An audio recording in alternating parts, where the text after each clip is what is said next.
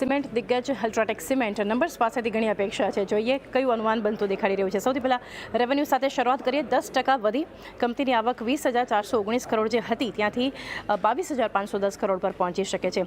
સાથે અગર નજર કરીએ નફાના ફ્રન્ટ પર એટલે પ્રોફિટ જે છે એ કંપનીનો 22% એક ઉછાળો આપી શકે છે. 2258 કરોડ જે હતા ત્યાંથી 2750 કરોડ પર નફો કંપનીનો પહોંચી શકે છે. અલ્ટ્રાટેકના એબિટા અને માર્જિન્સના ફ્રન્ટ પર શું અનુમાન છે? તો એબિટા અહીંયા ખાસ કરીને 12%નો વધારો શક્ય છે. 4,114 કરોડથી વધી 4,600 કરોડ પર પહોંચી શકે છે. અને જ્યારે માર્જિન્સના ફ્રન્ટ પર જોઈએ તો અહીંયા પણ માર્જિન્સ લગભગ 30 બેસિસ પોઈન્ટ સુધી વધી શકે છે. 20.1%થી 20.4%નો સુધારો માર્જિન્સમાં આપણને દેખાઈ શકે છે. અમુક ઇન્ટરનલ્સ જે આપણે ધ્યાનમાં રાખવાના છે નંબર્સના ફ્રન્ટ પર, એક તો ક્વાર્ટર ફોર વોલ્યુમ્સ જે છે એ આપણને 39.3 MT જે છે એ રહેતા દેખાઈ શકે છે કે જે 15%નો YOY બેસિસ પર એક વધારો બતાવી શકે છે. એબિટા પર ટન જે છે એ ઓલમોસ્ટ એક ફ્લેટ 1175 કરોડ YOY બેસિસ પર આપણને રહેતા દેખાઈ શકે છે. આ સિવાય નંબર્સ પાસેથી કયા ફેક્ટર્સ એવા જે છે કંપનીના આપણે ધ્યાનમાં રાખવાના છે? તો અહીંયા લોઅર કોસ્ટથી અગર વાત કરીએ તો YOY અને QOQ બેસિસ પર માર્જિન્સમાં જે છે એક સુધારો આવી શકે છે. સાથે વોલ્યુમ્સની વાત કરીએ તો અહીંયા એક ગ્રોથ અપેક્ષિત છે YOY બેસિસ પર, કારણ કે ડિમાન્ડમાં એક ઇમ્પ્રુવમેન્ટ થયું છે. માર્કેટ શેર જે ગેઇન કર્યો છે કંપનીએ એની અસર આપણને ક્લિયરલી વોલ્યુમ્સ પર દેખાઈ શકે છે. અને છેલ્લે એબિટા પર ટનની અગર વાત કરીએ ફ્લેટ રહેવાનું અનુમાન જે છે YOY બેસિસ પર બનતું દેખાડી રહ્યું છે. તો નંબર્સના ફ્રન્ટ પર એક સુધાર જે છે અલ્ટ્રાટેક સિમેન્ટ જે છે આપણને બતાવી શકે છે આ ક્વાર્ટરમાં.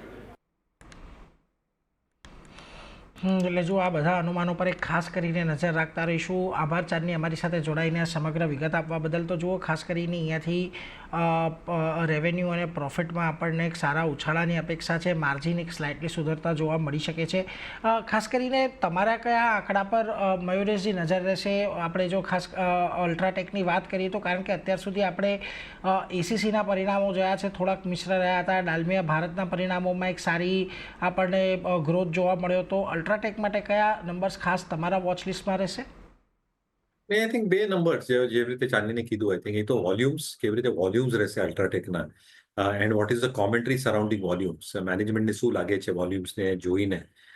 My own sense is that sequentially going forward I think volume should show improvement, કારણ કે ઇન્ડસ્ટ્રીમાં કન્સોલિડેશન થઈ ગયું છે.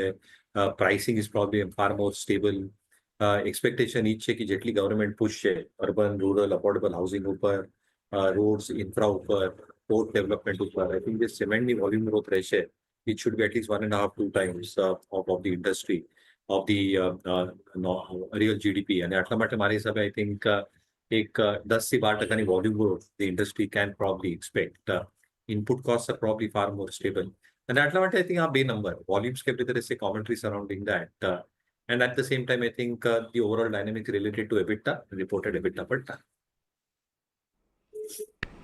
એટલે જો અલ્ટ્રાટેક સિમેન્ટ અહીંયાથી ખાસ કરીને વોલ્યુમ અને વોલ્યુમ રિલેટેડ કમેન્ટ્રી કેવી આવે છે એના પર આપણે ખાસ નજર રાખતા રહીશું. અને એને લઈને